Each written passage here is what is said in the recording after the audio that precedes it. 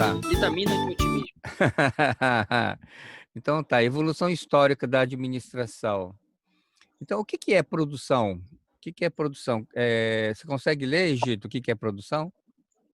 Conjunto de atividades que levam à transformação de um bem tangível em outro com maior utilidade. Então o conceito de produção, ele tem a ver com a transformação, ok? O que que é produção? É um conjunto de atividades. O que que essas atividades fazem?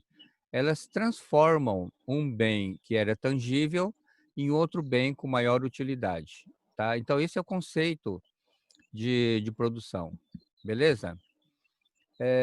Alguém pode ler essa frase aqui, por gentileza? Além do Egito, outra pessoa?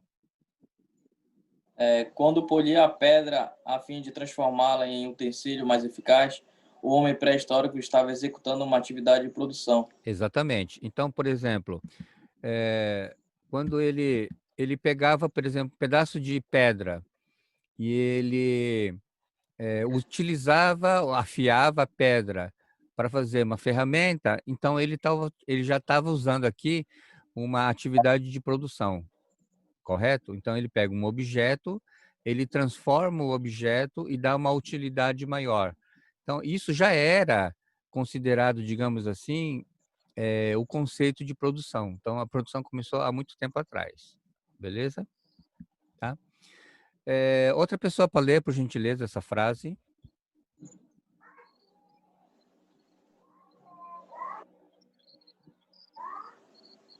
Um de cada vez, por favor, para não aglomerar.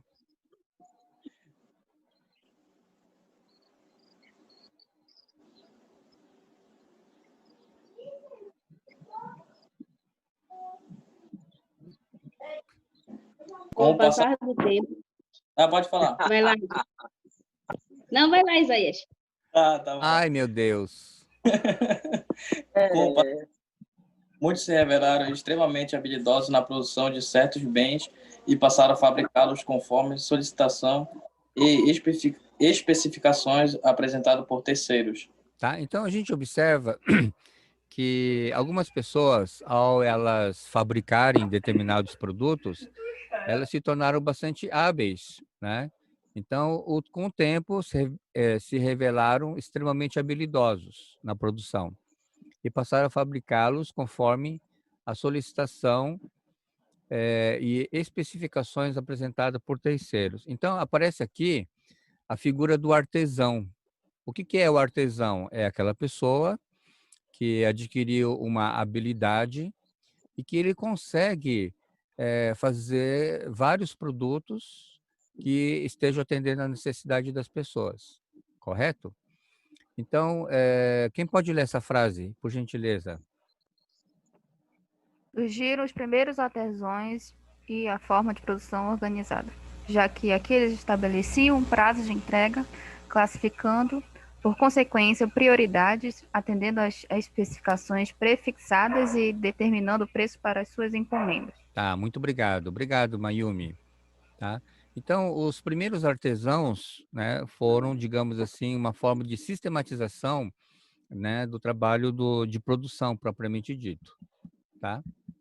E aí, olha só que interessante, os artesãos, eles começaram a aumentar a produção deles, e eles começaram a perceber que eles não estavam mais dando conta. Então, o que que eles tiveram que fazer? Eles tiveram que contratar ajudantes, correto? Que faziam os trabalhos mais grosseiros, mais básicos. Então, você tem um artesão que fazia sapatos, e aí ele tinha muitas encomendas de sapatos. Então, ele contratava ajudantes para fazer serviços básicos, para cortar o couro, por exemplo, né. Então, ele ficava fazendo trabalho básico, enquanto ele fazia o trabalho mais, que havia necessidade da sua arte. E aí, com o tempo, esses, ajudantes, eles, aprendiam, né, o ofício e eles acabavam se tornando novos artesãos, tá. Então a gente viu isso muito na Idade Média, né, na época desses artesãos. Tudo bem? Bom, vamos continuar. Então nós temos aqui, a produção artesanal, que começou a entrar em decadência com o advento da Revolução Industrial, com a descoberta da máquina a vapor, em 1764, por James Watt. Tá? Então, a invenção da máquina a vapor foi o que revolucionou a produção, né? Surgiram, então, as indústrias, correto? Então, do lado esquerdo, vocês estão vendo, existe aqui tipo um forno. Esse forno você queimava a madeira e que gerava o vapor, né? Esse vapor, ele movimentava toda essa engrenagem que fazia essa roda girar, certo? E com essa roda girando, então surgiram as primeiras máquinas, correto? E através dessas engrenagens, nós temos aqui as fábricas, correto? Tá? Eu vou fazer aqui um pequeno intervalo e vou mostrar aquela cena muito conhecida dos tempos modernos, tá bom? Só um minutinho. Muito engraçado, né? É antigo pra caramba. Mas essa era a ideia, né? A ideia das fábricas é que com isso, de uma certa forma, aumentou a produtividade, né? A produção em massa, ele revolucionou. Os pequenos artesãos, eles foram desaparecendo e deram entrada às máquinas, né? Inclusive, nós temos registros de que até as crianças trabalhavam nas fábricas e muitas delas trabalhavam até 12 horas, né? Mulheres, crianças. Então, era uma coisa bastante desumana, né? O ser humano trabalhando como se fosse um escravo nessas fábricas, tá? Bom, então, com o advento das fábricas, quais foram os efeitos dessas fábricas? É a padronização dos produtos. A partir do momento que você tem uma fábrica que fabrica meia, ele vai fabricar meia sempre da mesma forma. Então, você tem uma padronização. E a fábrica, ele proporciona o que a gente chama de padronização dos processos. O processo fabril, uma coisa, se você fizer, por exemplo, uma compra de algum produto, né, você vai comprar um terno feito numa fábrica, ele tem um padrão, né?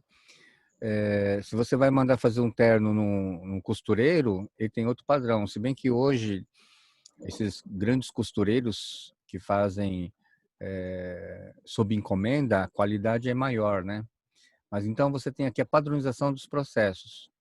Com o advento da fábrica, surgiu a questão dos treinamentos, né, e a habilitação da mão de obra direta, correto? Nós temos aqui a criação e desenvolvimento dos quadros gerenciais. Vocês viram já desde o tempo da década de 20, né, nesse filme do Charles Chaplin, que você vê você tem o papel do gerente, né, do supervisor que toma conta de um setor. E aí nós temos aqui técnicas de planejamento, o controle financeiro e as técnicas de vendas. Então, a fábrica, de uma certa forma, influenciou nessas mudanças, tanto gerenciais quanto de recursos. Tá bom? Vamos continuar. Nós temos aqui, então, Eli Whitney, em 1790, que ele trouxe o que nós chamamos de padronização de componentes. Tá? Então, ele percebeu o seguinte: se você quer que os produtos tenham sempre a mesma qualidade, nós temos que usar sempre os mesmos insumos, temos que usar sempre os mesmos componentes. Tá? Isso já foi em 1790, portanto, nós estamos falando do século XVIII, correto? Frederick Taylor, você já deve ter visto com o professor Jairton, em TGA, ele é chamado pai da administração científica. Ele foi aquele que trouxe uma padronização para a administração, né? Ele fez o estudo de tempos e movimentos e pegou o movimento de um determinado funcionário e aí ele checou, né, qual seria o menor tempo e qual seria o movimento necessário para se fabricar um produto. Ok? Então, nós temos aqui o conceito de produtividade, tá? O que é produtividade? Você pode ler, Gito, por favor? O que é produtividade?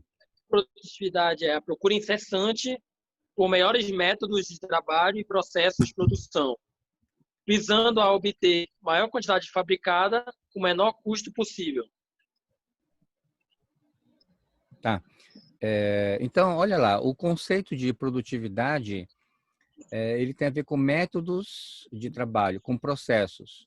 Qual é o objetivo de você ter os melhores métodos? Ele visa obter a maior quantidade fabricada com o menor custo possível. Então, o que que é uma empresa com alta produtividade? É aquela que consegue ter uma quantidade maior com custo menor. Nós vimos isso nessa pandemia, né? Por exemplo, qual é o país que é considerado de muita produtividade? Por exemplo, quando o mundo inteiro precisou de máscaras ou precisou de respiradores, qual foi o país que foi mais demandado no mundo? Qual foi? China. A China.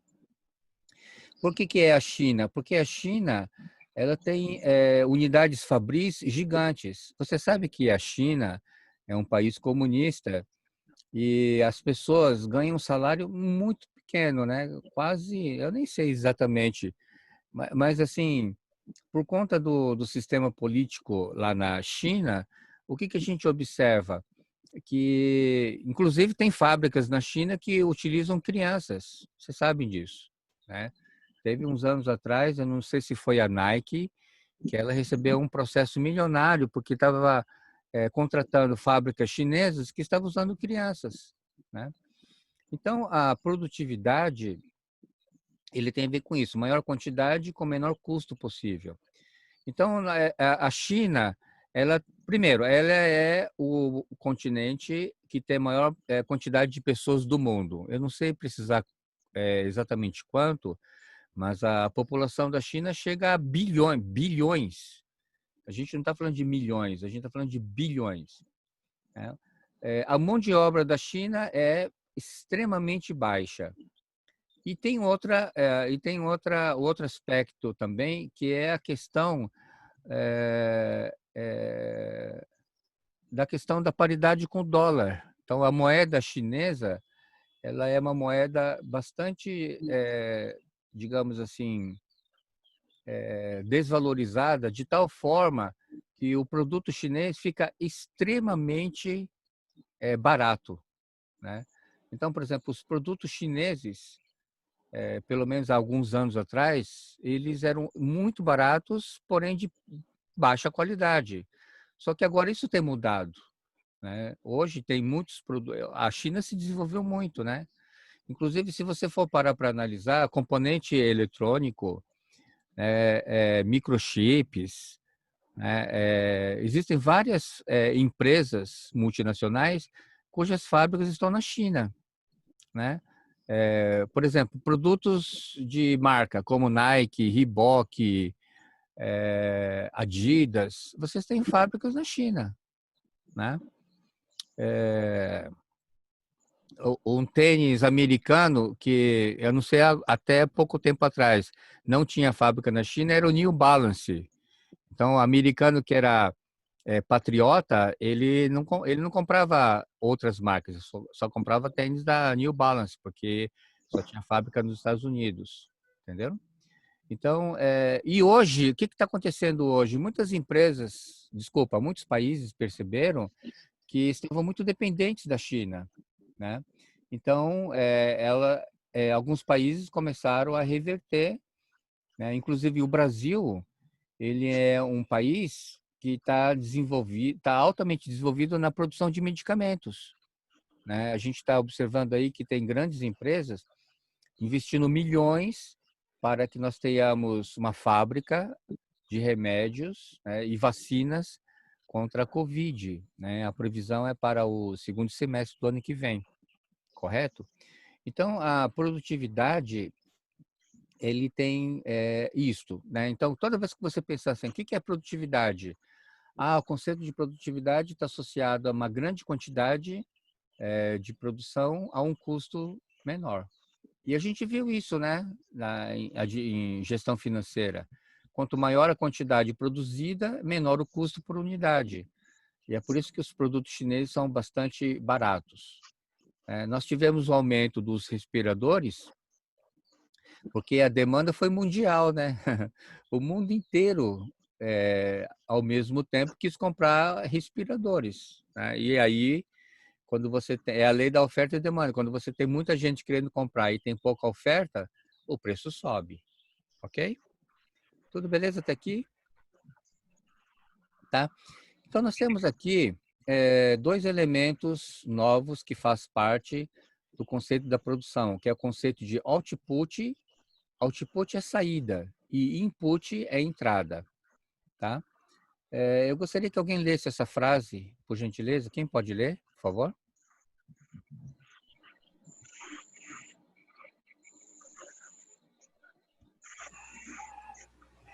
A análise da relação entre output, medida quantitativa do que foi produzido, como quantidade ou valor das receitas provenientes das vendas dos produtos ou serviços finais, e o input, medida quantitativa dos insumos, com quantidade ou valor das matérias-primas, mão de obra, energia elétrica, capital, instalações prediais e outras. Permite-nos quantificar a produtividade, que sempre foi o grande indicador de sucesso ou fracasso das empresas. Tá. Mayumi, muito obrigado. Tá? Então, nós temos assim aqui, na verdade, nós temos que trabalhar três conceitos. O conceito de input, o conceito de transformação e o conceito de output. Input é entrada, o que entra numa fábrica. E o que pode ser considerado input? Está aqui, ó. Insumos, né? A quantidade ou valor de matéria-prima é input, a mão de obra é considerado input, energia elétrica é input, capital, dinheiro, instalações, tá? Então, esses são os elementos chamados input, o que entra. Aí você tem o elemento chamado transformação, né? Porque quando você fala de produção, você está falando de transformação, que foi o primeiro conceito que a gente viu lá no início. Entra um objeto de um jeito, ele sofre uma transformação na fábrica e ele sai de outro jeito. O que é output, saída? Então, nós temos aqui a quantidade ou valor das receitas proveniente das vendas, dos produtos ou serviços finais. Tá? Então, esses são os três elementos dentro da produção. Você tem o input, que você entra com a matéria-prima de um jeito, ele sofre uma transformação e ele sai de outro jeito. Tá? Então, esses são os elementos que estão envolvidos na produção.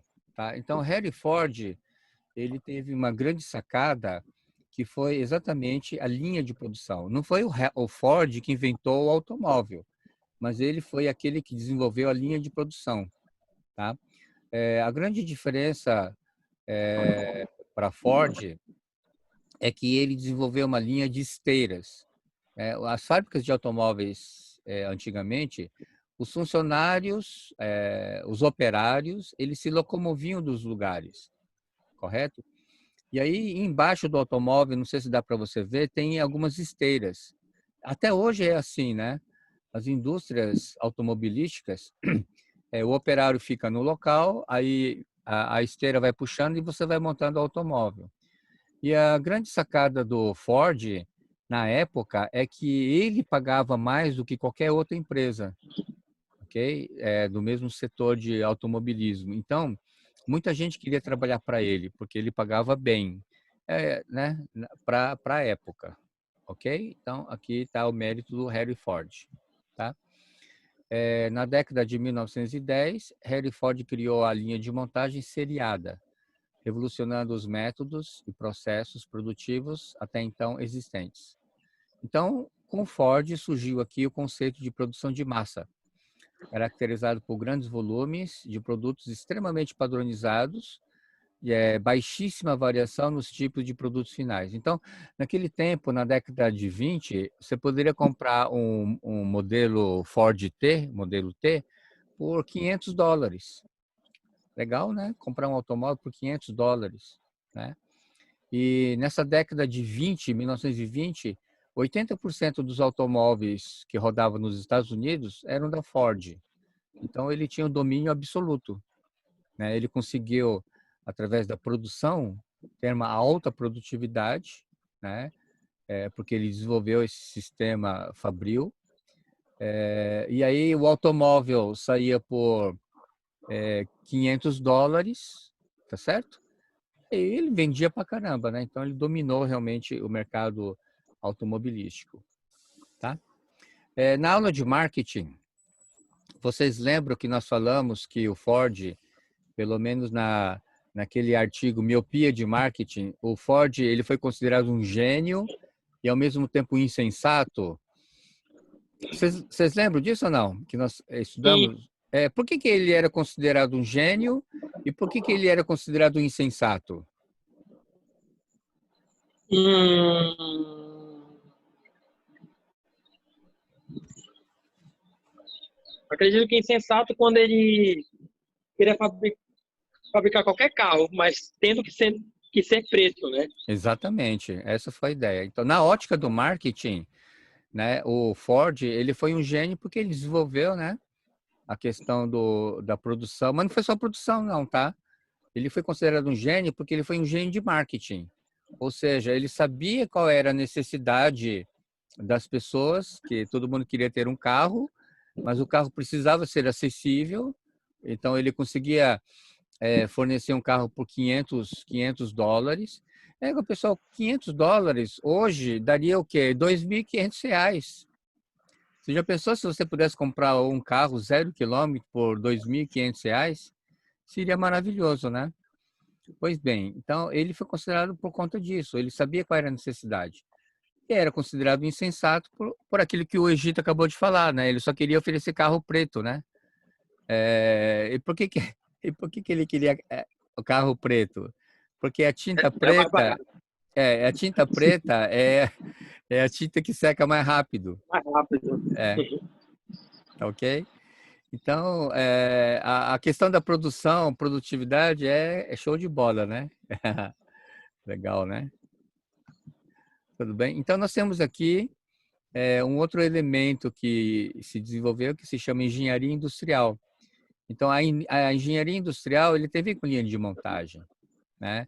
Você tem aqui o conceito de posto de trabalho, você tem técnicas motivacionais, porque é importante você dar motivação, né, aos funcionários, né?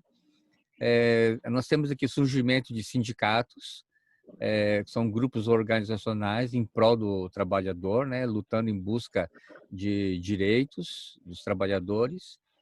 Temos aqui os chamados estoques intermediários, monotonia do trabalho por conta. Vocês viram aquele filme do Chaplin, né?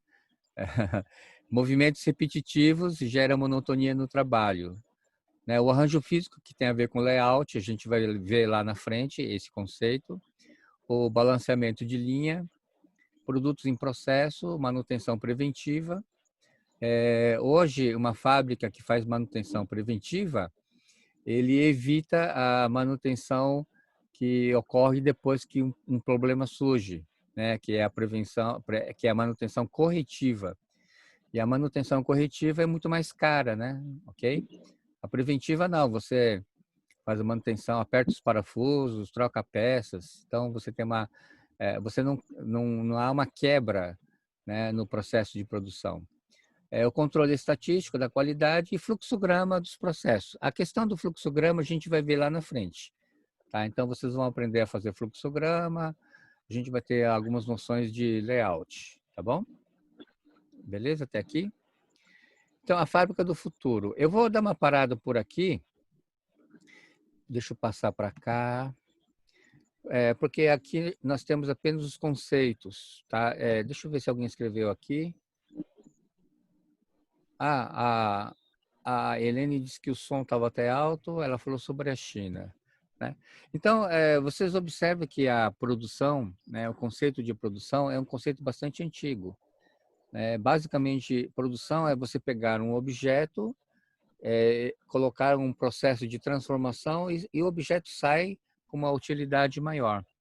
E a gente viu a evolução dos artesãos e com o advento das fábricas. E aí nós temos o que nós chegamos até hoje, que é a produção, o aumento da produtividade, ok?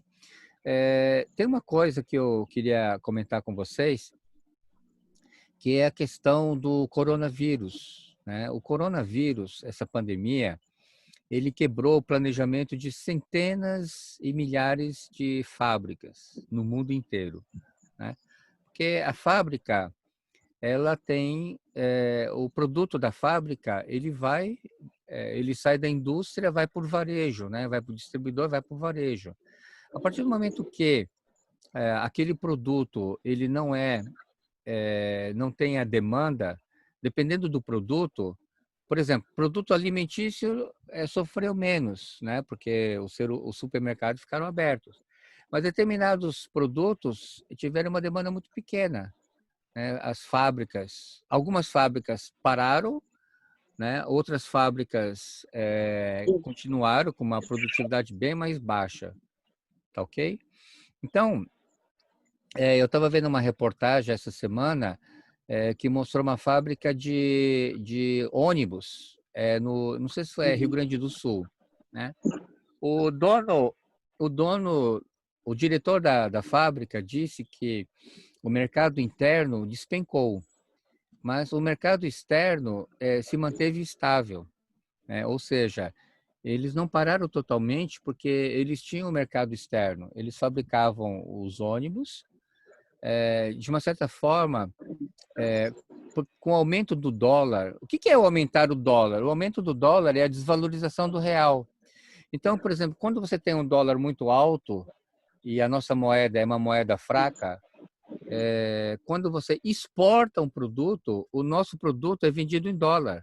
Então, aquele produto que custava $5, né, e você pode vender por $3. Então, ele se torna competitivo no mercado externo, entendeu? Então, a produção em alguns produtos foi até muito interessante na crise, né? Algumas empresas cresceram, por exemplo, né? Um setor que cresceu, o setor de informática, por incrível que pareça, né? Notebook, por exemplo. Houve um aumento na demanda da procura pelo notebook. Por quê? Porque nós tivemos... Por que vocês acham que aumentou a venda de notebook? Porque muitas compras eram efetuadas de maneira online. Exatamente, as compras foram feitas pelo sistema online, mas veja só, quem é estudante precisou do notebook para participar de videoconferência, videoaulas, não foi? As empresas, algumas pessoas tiveram que comprar equipamentos, ou trocar de equipamentos, ou consertar equipamentos. Então, alguns setores, por exemplo, pessoal que conserta geladeira, fogão, ar-condicionado, máquina de lavar roupa, aumentou o movimento. Semana passada, eu tive que consertar a geladeira aqui de casa. E aí conversei com o técnico. E aí, como é que foi a pandemia? Aí ele falou assim, olha, nós aumentamos os nossos serviços. Entenderam? Então, alguns setores tiveram aumento na produção, né? Por exemplo, álcool gel. Quem fabricava álcool gel 70? Eles não deram conta, tiveram que ampliar a produção porque não estava dando conta, né? A indústria farmacêutica, até um tempo atrás, né, e inclusive está gerando uma polêmica muito grande em torno da hidroxicloroquina, né? O Brasil teve que importar da Índia matéria-prima para a produção de hidroxicloroquina, né? Então, a produção para algumas empresas na crise cresceram e algumas empresas tiveram uma produtividade muito baixa, né? Então, que a gente não consegue mensurar. São fatores externos. Nenhuma empresa planejou que nós teríamos uma crise sanitária, que nós teríamos um coronavírus, que nós ficaríamos 3 meses em lockdown, parado, não é verdade? Então, muitas empresas estão tendo que se reinventar, Não lembro Ok? muito, não. Não lembro muito, não. Oi, não entendi. Ô, Egito, o que é que você falou aí? Não entendi. Nada, professor. Tá? Ok, pessoal, então é o seguinte, eu vou dar uma parada por aqui. O material já está disponível, inclusive, ele está em videoaula também. Alguém assistiu a videoaula dessa aula? Tem uma videoaula dessa aula que eu deixei já gravado, tá ok? E o questionário para ser preenchido é para ser preenchido até o dia 23 de agosto, na outra semana. E na semana que vem a gente vai entrar com alguns elementos de cálculo, tá bom? Ok? Nós vamos aprender a calcular a questão da eficiência, eficácia, produtividade. Tá bom? Bora ver se a gente consegue tirar uma foto? Vocês Bora. conseguem bom. colocar o rosto de vocês? Pra gente tirar uma foto? Só eu que não consigo porque eu tô pelo computador. Tá bom. Ok. Vamos lá. Vou tirar uma foto. Só tá aparecendo o Egito, é? Cadê os demais?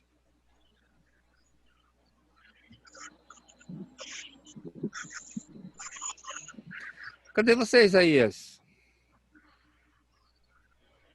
Cadê você, Mayumi? Isaías, Aqui. Helene. Cadê você, Mayumi? Tô aqui. Não vai mostrar seu rosto? Mas eu tô pelo computador. Ah, então compra uma webcam, então, na próxima. Tá bom. Sorria. Ok. Vamos tirar uma foto. Pessoal, ficou alguma dúvida? Da aula de hoje? Ou se ficou alguma dúvida do que como a gente vai trabalhar esse semestre? Tranquilo? Tranquilo. Beleza. Então tá. Valeu a atenção de vocês e lembre do desafio, tá? Semana que vem, quanto mais pessoas vocês trouxerem, maior a quantidade de moedas que vocês vão ganhar. Tá bom? Tá bom. Tchau, professor. Valeu, Ok, professor. valeu. Eu quero parabenizar a Mayumi. Parabéns, viu, Mayumi, pela sua participação. Show de bola. Obrigada. Ok, um grande abraço a todos vocês. Tchau, tchau. Tchau.